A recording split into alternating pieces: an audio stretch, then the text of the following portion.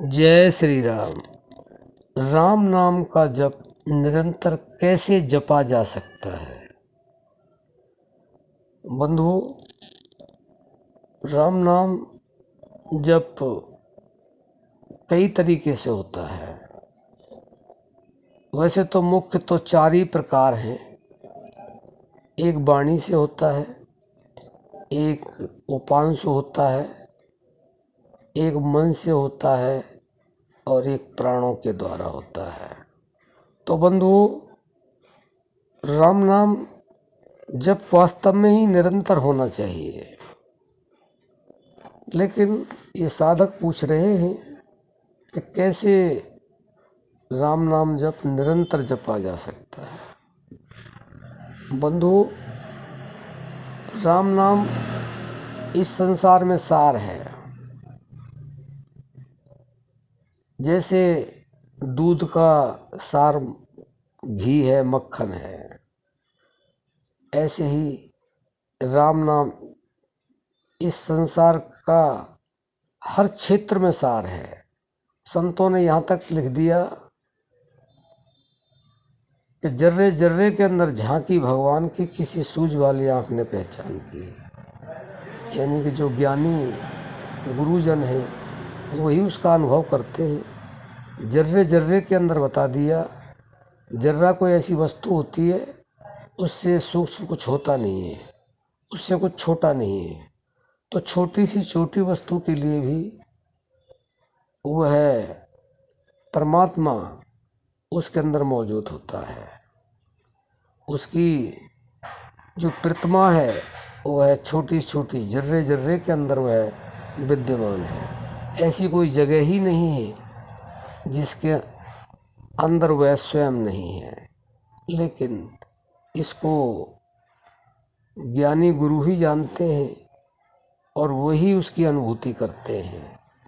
जो इस चीज को अपने अंतर से जान लेता है वह परमात्मा के बराबर हो जाता है। मनुष्य शरीर होते हुए उसके अंदर वह शक्तियां आ जाती हैं जो परमात्मा के अंदर है। उस मनुष्य को भूतकाल वर्तमान भविष्य का ज्ञान हो जाता है। वह बैठे बैठे अनंत कोटि ब्रह्मांड सृष्टि विश्व को बैठे बैठे ही देख लेता है। और वह भी इन नेत्रों से नहीं, उसको दिव्य दृष्टि मिल जाती है। वह आंख बंद करके कहीं भी कुछ भी देख सकता है। वह पावर आ जाती है जो निरंतर राम नाम जप करते हैं। इसीलिए किसी साधक ने पूछा होगा कि राम नाम निरंतर जप कैसे किया जा सकता है। तो बंधुओं, यह कोई ज़्यादा बड़ा प्रश्न नहीं है, लेकिन जो बेचारे नहीं जानते हैं उनके लिए तो बहुत बड़ा है। जिसको साइकिल चलानी नहीं आती है उसको साइकिल दे दी जाए तो उसके लिए बहुत बड़ा काम है। जल्दी से साइकिल चलानी आती नहीं, और जिनको आ जाती है वो तो हाथ छोड़ करके भी चलाते हैं, बातचीत करते करते भी चलाते हैं। तो बंधुओं, ऐसे ही यह राम नाम की साधना है। जो बेचारे नहीं जानते हैं, जो इस क्षेत्र में नहीं है, उनके लिए यह बहुत बड़ा प्रश्न है। लेकिन हमारे संतों ने तो इसको इशारे में ही बता दिया। राम नाम जो जप है वह निरंतर एक ही तरह से हो सकता है। जैसे लोहे को लोहा काटता है, ऐसे ही अगर हम उस निरंतरता की वस्तु को, उस रहस्य को जान लें तो हमें फिर जानना बाकी नहीं रहेगा। वह क्या चीज है जो हमारे अंदर निरंतरता में हो। इस संसार में, हमारे शरीर में निरंतरता किस चीज की है? केवल श्वास की है, प्राण की है। और प्राण ही हमारे निरंतर हैं। 24 घंटे चलते हैं, जब हम सो जाते हैं तब भी चलते हैं।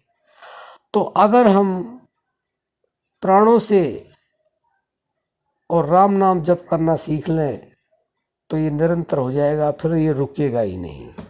इसी के लिए नानक जी ने कहा है कि उठत बैठत सोवत जागत नाम, नानक सद भय तिन के सब काम। लगातार 24 घंटे श्वास तो चल रही है, लेकिन हर समय हर श्वास के साथ राम नहीं बोला जा सकता, क्योंकि दुनियावी कार्य भी बहुत होते हैं, वह भी करने होते हैं। सुनना भी पड़ता है, देखना भी पड़ता है, करना भी पड़ता है, लेकिन यहाँ राम नाम की निरंतरता की बात आ रही है। तो श्वास चल रही है, तो नानक जी ने स्पष्ट कह दिया साधकों के लिए कि हर साधक जो भी निरंतर राम नाम जप करना चाहता है तो इस तरह से कर सकता है कि जितनी बार भी वो है 24 घंटे में बैठे तो एक बार श्वास पर ध्यान करे और राम राम बोले, और जितनी बार बैठ करके उठे वह राम राम बोले। फिर वो कितना ही समय खड़ा रहे, चलता रहे, फिरता रहे, वह आपका अपने आप चलता रहेगा। जैसे आप बैठे हैं और बैठते ही आपने श्वासों पर ध्यान किया, मन से राम राम बोला, तो जितने समय आप बैठे रहेंगे, 1 घंटा, 2 घंटा, 4 घंटा, 10 घंटा, आपका अपने आप चलता ही रहेगा, आपको राम नाम बोलने की आवश्यकता नहीं।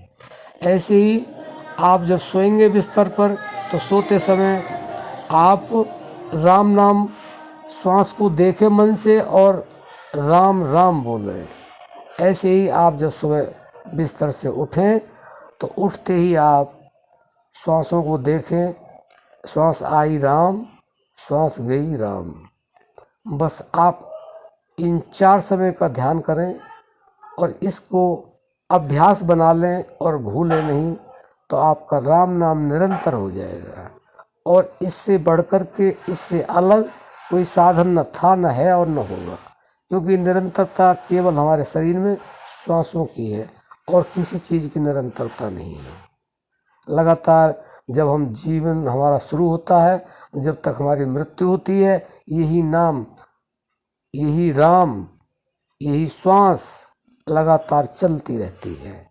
अब आप इसको कितना मानेंगे, कितना इस पर विश्वास करेंगे, इसका कितना अभ्यास करेंगे, यह आपके ऊपर निर्भर करता है। लेकिन संतों ने ये जो समझाया है यह बिल्कुल 100% सत्य है।